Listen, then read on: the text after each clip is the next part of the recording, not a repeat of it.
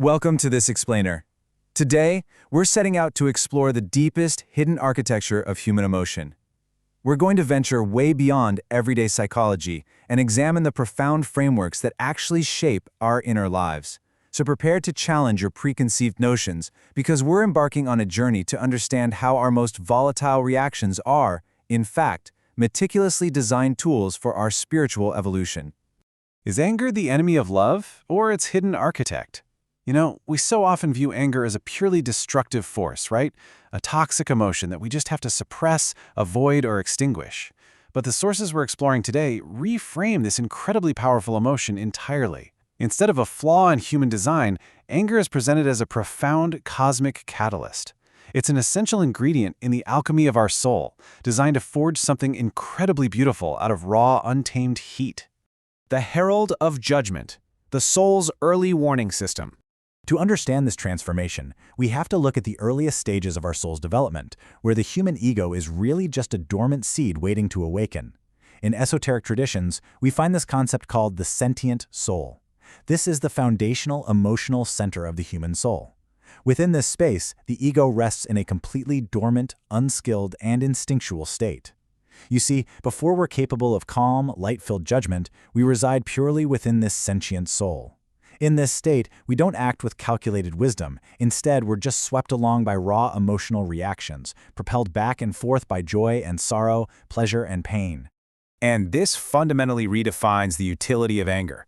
When we lack the maturity for truly enlightened judgment, anger acts as a herald.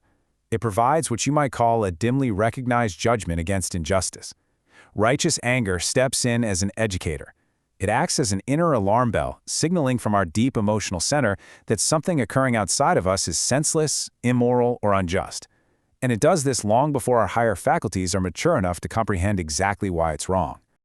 Educating the dormant ego, elevating the inner fire. Within this seemingly destructive heat lies a vital educator pushing that dormant ego to evolve. This builds a really clear developmental framework. The evolutionary arc of the soul actually moves through three distinct phases. We begin in the sentient soul, which is governed by those raw emotions and instincts we just talked about.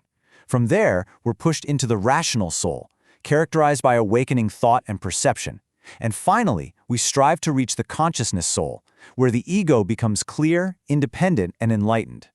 Anger bridges the gap from our primitive, sentient reactions to our highest conscious ideals. It is the absolute catalyst that forces the ego to travel this evolutionary arc. The paradox of selflessness, the dual mission of anger. As we travel this path, we encounter a profound paradox. Anger, it turns out, has two seemingly contradictory missions in preparing the soul. Let's compare independence with selflessness. On one hand, anger fosters independence. It awakens the ego, spurring it to confront the world and assert itself against injustice.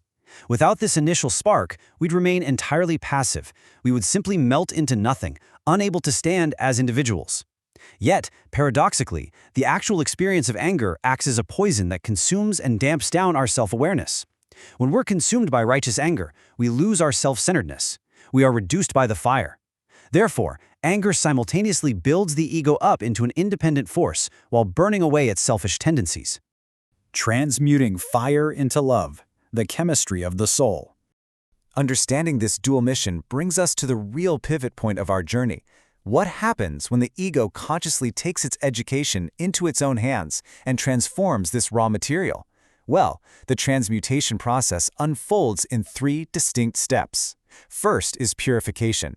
The raw fire of anger cannot simply be suppressed or evaded. It must be conquered and purified from within. Second is a shift in perspective. By elevating our soul to higher levels of thought and judgment, the energy that once flared outward as an uncontrollable reaction is turned inward and refined. Finally, we reach manifestation. Once purified, this immense emotional force becomes the exact obverse pole of its original state. It manifests as profound kindness. The crucial thesis of our journey is this: transmuted anger is living love.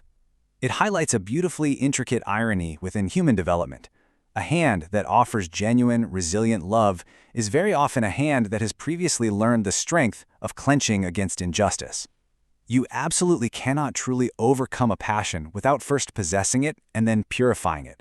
The capacity for intense anger, when transmuted, becomes the exact capacity for boundless love. The myth of Prometheus, an archetype of the soul's journey. To truly grasp the magnitude of this inner transformation, we can look to classic myths, which frequently mirror this exact inner human struggle, giving an epic, universal resonance to our psychological development. The epic of the fettered ego, using the story of Prometheus, charts this very evolution perfectly. In the first era, Prometheus brings gifts of knowledge and fire, enriching the human ego and driving it toward independence.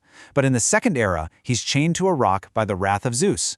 This dramatic image represents the human ego being fettered and checked by the force of anger, reducing it to its proper, selfless proportions.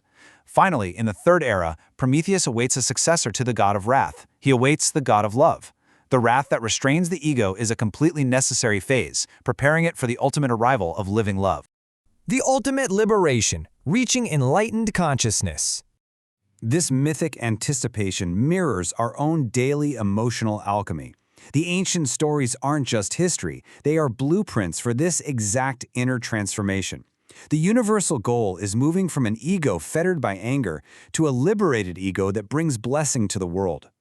The fire of wrath must eventually give way to the warmth of selfless love, but this happens only once the soul's education is complete. We use the heat of anger to forge our independence, we allow its consuming nature to burn away our selfishness, and finally we step forward as liberated individuals capable of profound compassion. A heart aglow with love is born from the fire of righteous anger. This powerful thought summarizes the profound beauty of everything we've discussed today. It connects these deep esoteric concepts directly back to your everyday human experience. Every instance of frustration, every single moment you recognize injustice and feel your blood rise, is not a failure of character. It is the raw material being gathered in the forge of your soul. Which leaves us with a final, vital question. How will you reframe the fire of your own responses to injustice? The next time you feel the heat of anger rising, remember that it is not your enemy. It is your herald, your educator, and the very foundation of your future compassion. Do not evade the fire, purify it, transmute it, allow it to become the living love you bring into the world.